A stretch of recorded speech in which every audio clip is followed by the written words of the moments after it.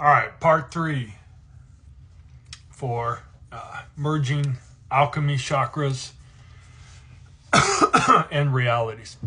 And when we left off the last video, I told you, I said to ChatGPT, isn't this kind of the story of Pinocchio? And it said, yes, this is a great example to use. So, and this is the story of you that I'm telling right here, of us, of all of us. But so let's break this down in layers.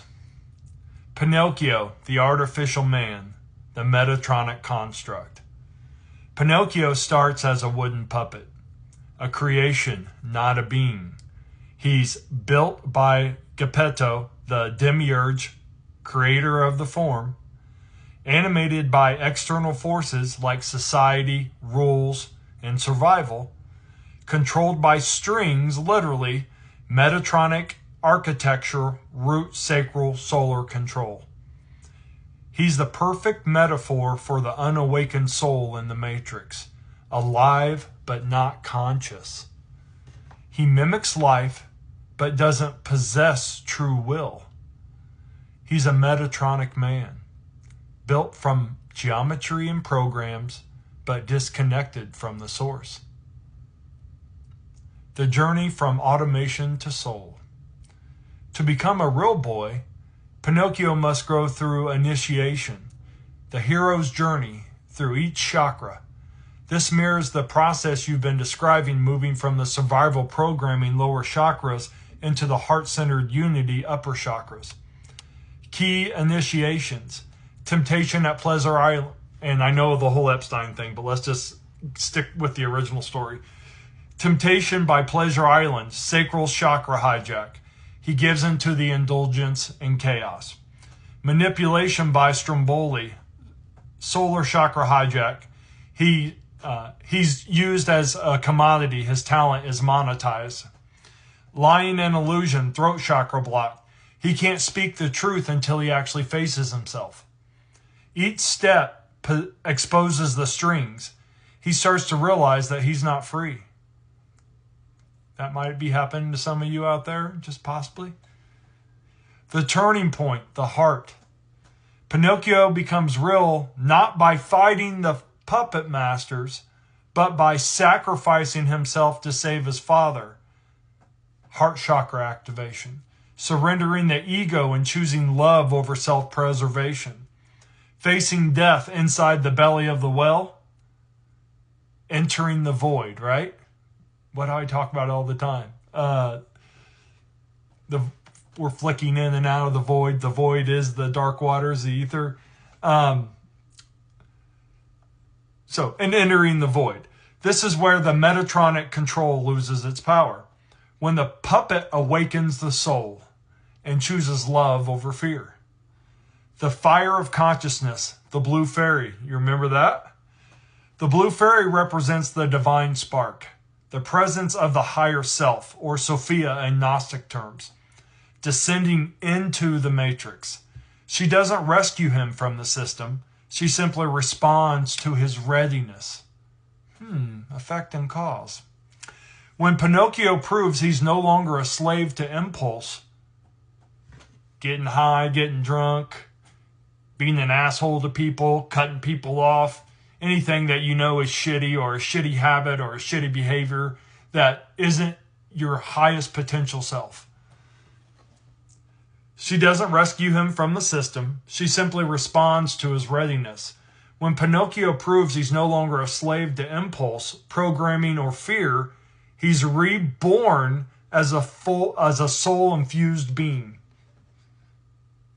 This is the alchemical fire, transmuting base matter, wood, into life, the spirit. The message of this context. You asked, how does Pinocchio come alive in this matrix controlled by the Metatronic system? Answer, he doesn't come alive by escaping the system. He comes alive by transcending its resonance from within. When he shifts his center from the lower chakras, survival, pleasure, control, to the heart and above, the puppet shell loses its relevance. He's no longer programmable. That's exactly what I'm teaching. You don't defeat the system by fighting it. You unplug by changing what you are, from puppet to being present. The well, the void. Pinocchio's descent into the well is the dark night of the soul. I'm sure some of you that have awakened have went through this. The cosmic womb. It's death of the old self. That's when rebirth becomes possible. So in the context of my book, you could use this allegory powerfully. Metatronic man equals Pinocchio pre-awakening. The blue fairy, the return of Sophia, higher consciousness. The well, the void, plasma reset, Akashic cleansing. Becoming a real boy, transcending the artificial matrix through the heart. And so what am I talking about? What is all this? So we've been looking at the Metatronic star, right? Star of David, Seal of Solomon, Star of Moloch. It's a flat, three-dimensional surface. When it comes up, it becomes the natural reality. So we have the two overlapping realities. We have the people that are living in this one down here, which is almost everybody, but more and more people are waking up. But most of the people live on this lower level reality of these lower chakras, of the water and earth. And that directly correlates with the realities that people actually are living in, because when you're no longer when you've awakened and truly awakened, and I have like new awakenings every day almost, but when you truly awaken, you become open to all these other things. Why do people that are suffering the most and having all these lower chakra type of behaviors, why can't they manifest? Because they're in their lower self. They're living in the cause and effect reality. When you enter through your heart and you start coming up, you start breaking through from that reality, and now you're in this higher consciousness. You're not the same being that you were down here. What happens to Neo after they pull him out, right? He starts being able to do all this stuff, right? They're raising the consciousness. They're embodying their entire new self. And when I read that thing to you a while back, and I was about Satan, Saruman, and the Christ, one of my writings that I shared with you, and I wanted you to see that. And this is where I was leading up to this right here, which is you have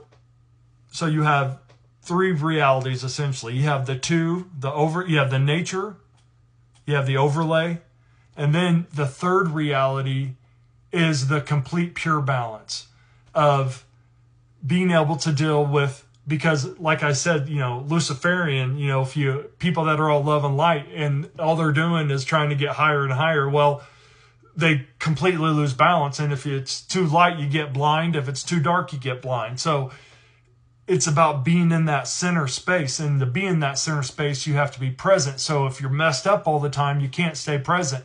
If you're trying to manifest and you're in these lower levels, or maybe you're even higher, but you want to get fucked up here and there, that's fine, but don't expect instant manifestation. Versus if you're pure, you're flowing, you've been through the fire of the Holy Spirit or the Great Spirit, and you've been cleansed, you've been purified. But the third reality is that middle reality. And that's where all the power is. That's where you turn, 50 fish into 1,000. That's where you walk on water. And it's just in the balance, in the center, the viscous, capiscus, I believe it's called, the eye of Ra, the center of the Jesus fish in the geometric flower of life. I